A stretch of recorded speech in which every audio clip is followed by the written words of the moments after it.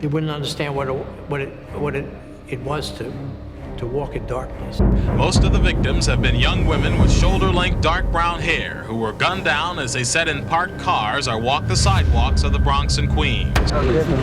I ran down. By the time I got down, she was dead in the street. Yeah, as far as I'm concerned, that was not me. That was not me. That name, I hate that name. I despise that name. Which name? That moniker, Son of Sam. That was a demon.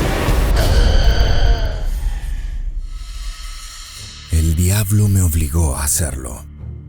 Nunca antes en la historia un asesino serial trató de adjudicar sus crímenes a fuerzas demoníacas que presuntamente guiaban su mano. Pero David Berkowitz, alias el hijo de Sam, no es un simple criminal más.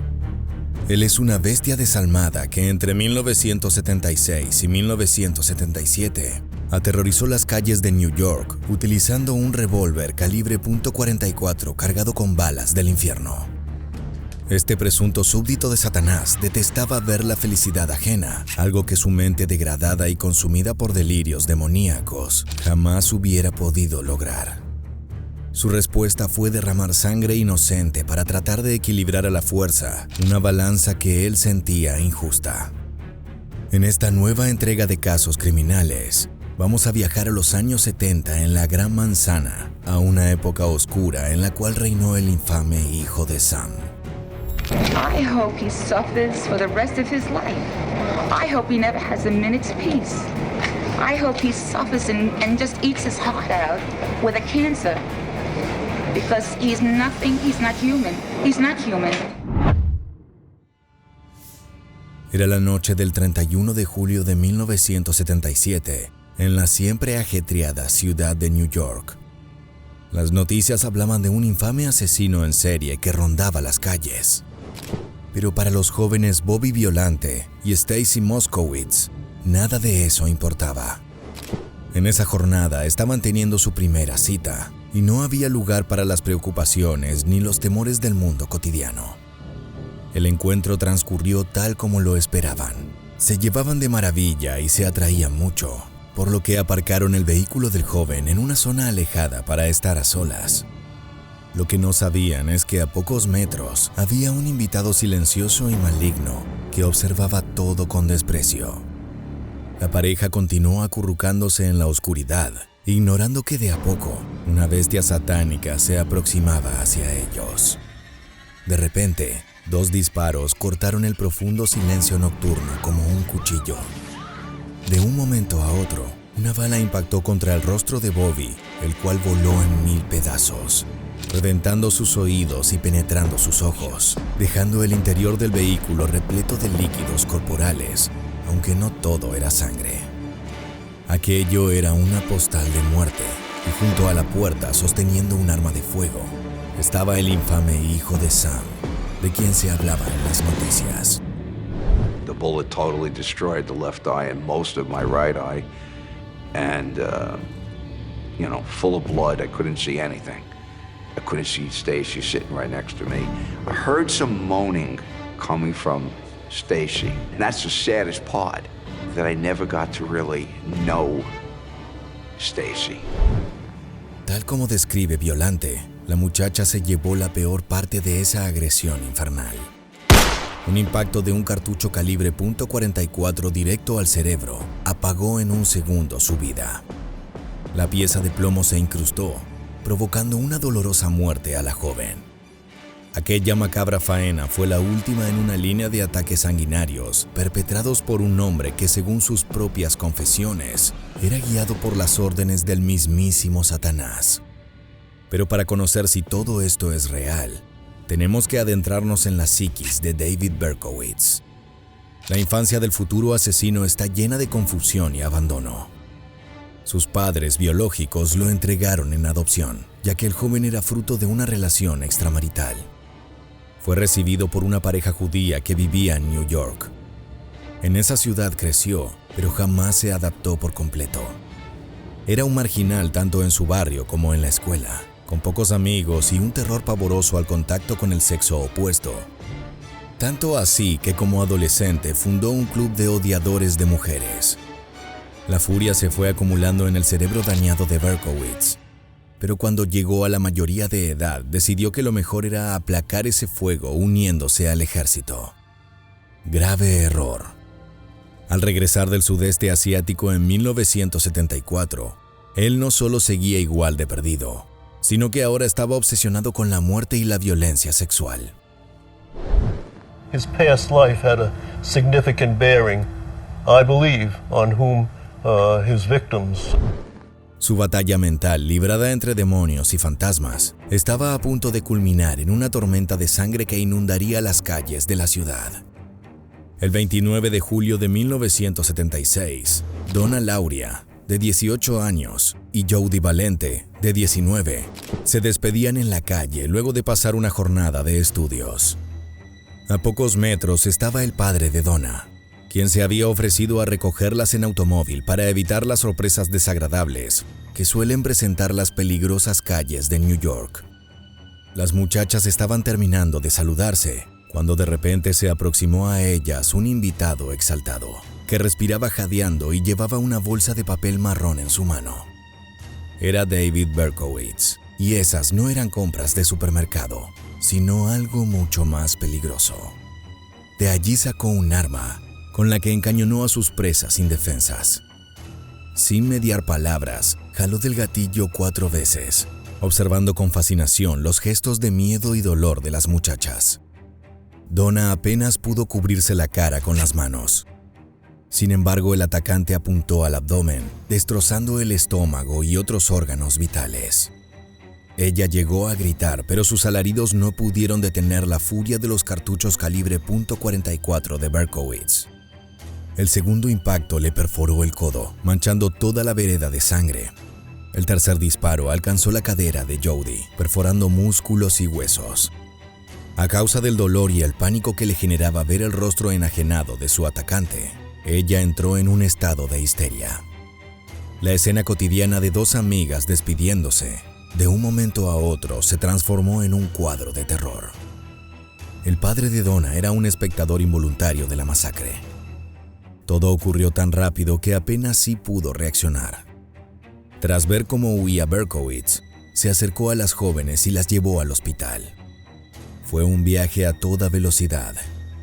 El interior del vehículo se manchó con sangre y en varias curvas el hombre estuvo a punto de estrellarse. Pero nada de eso le importaba. Sin embargo, pese a sus esfuerzos, su hija Donna falleció en el camino al sanatorio. Por su parte, Jody sobrevivió, convirtiéndose en la primera de muchas testigos de la violencia del hijo de Sam.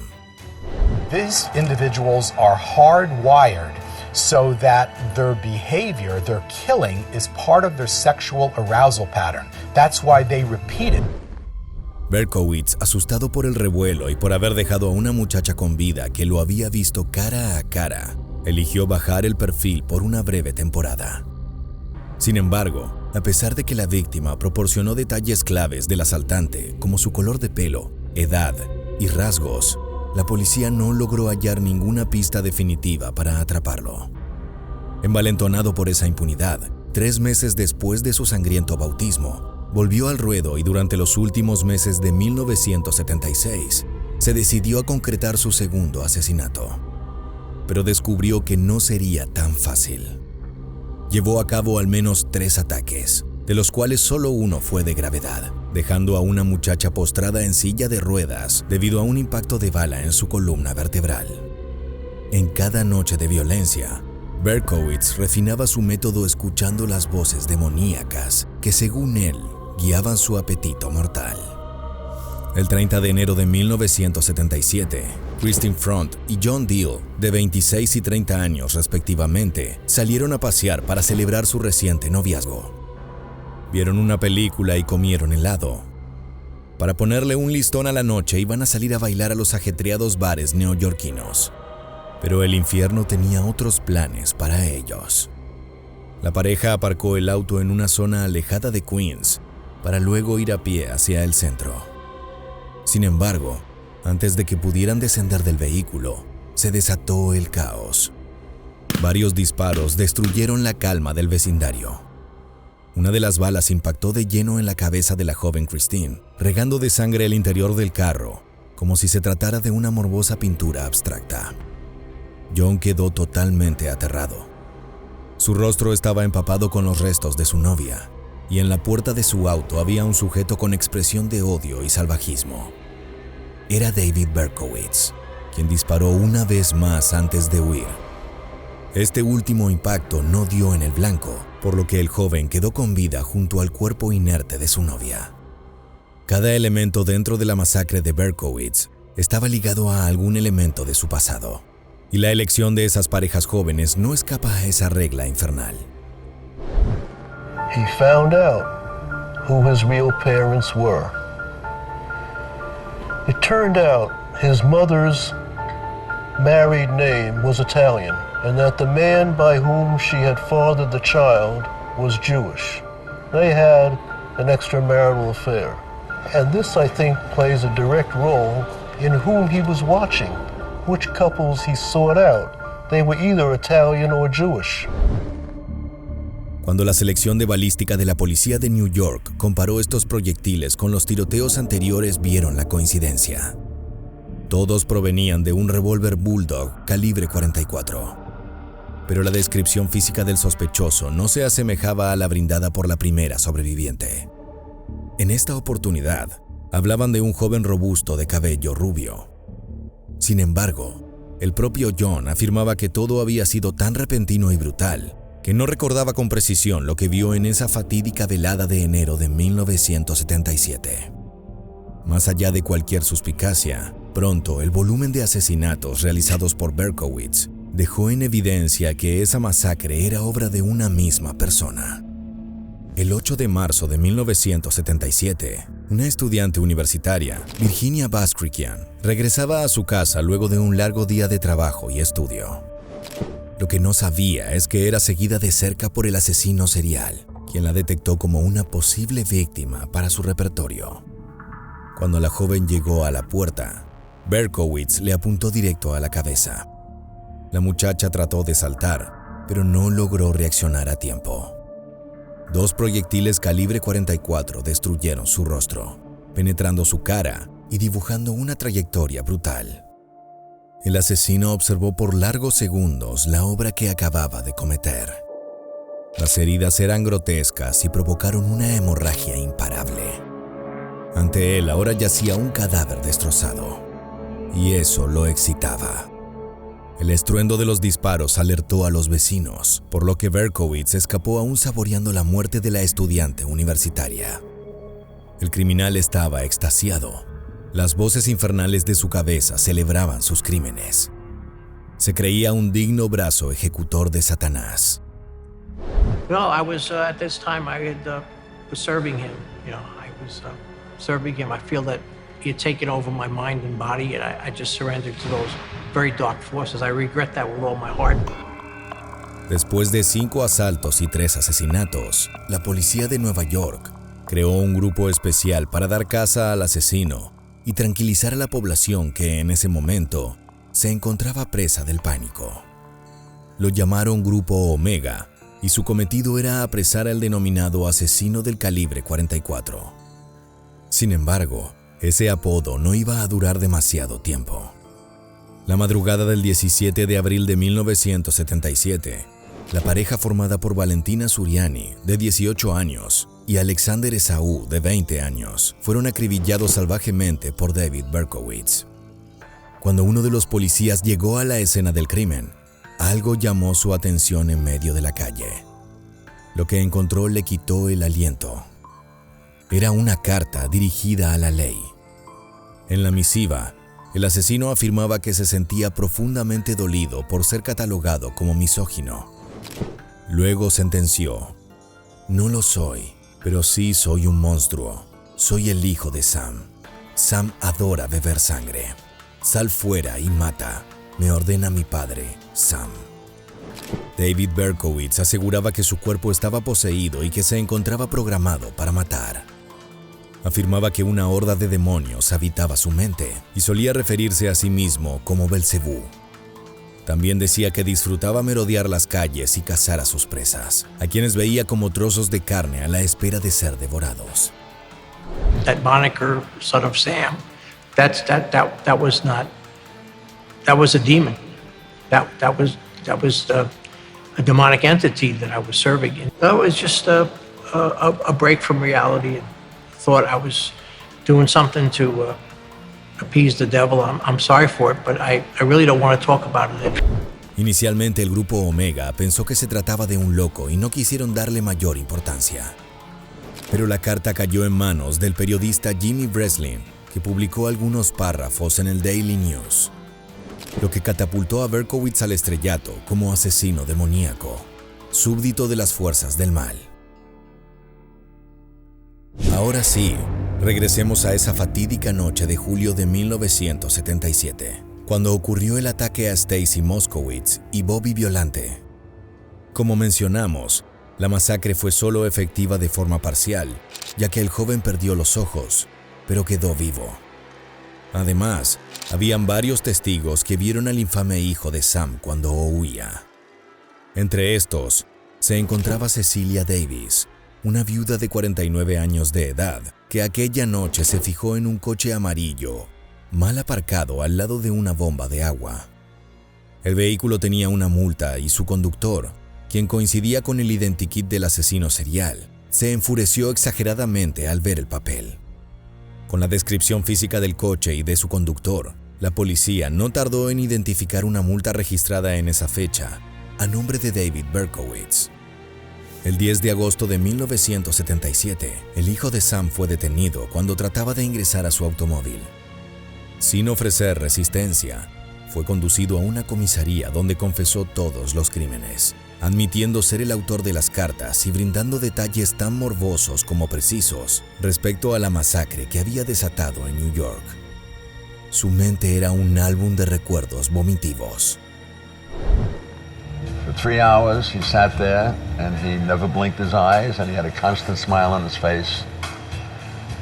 And he went through chapter and verse of every shooting and killing that he did from the first one to the night we captured him. Cuando comenzaron a tirar del hilo, descubrieron que el sospechoso era un psicópata totalmente obsesionado con los cultos satánicos, afirmando que había entregado su alma al demonio y que el derramamiento de sangre era parte de ese trato oscuro. Entre sus delirios, el hijo de Sam incluso culpó al perro de su vecino por ordenarle que perpetrara los crímenes contra sus primeras víctimas. También confesó que a diario escuchaba voces demoníacas en su interior que lo guiaban hasta sus presas. Estaba claro que su mente era un infierno resquebrajado. Finalmente, el 12 de junio de 1978, David Berkowitz fue sentenciado a 6 cadenas perpetuas en prisión. Desde entonces, cumple su larga condena en la prisión estatal de Ática, pudriéndose lentamente en el olvido penal. Because of the passing of time, they're not even familiar with the case or anything. They may have heard about it, but it doesn't, just another face in the crowd. You know, no special attention, no special anything. That's the way I want it to be.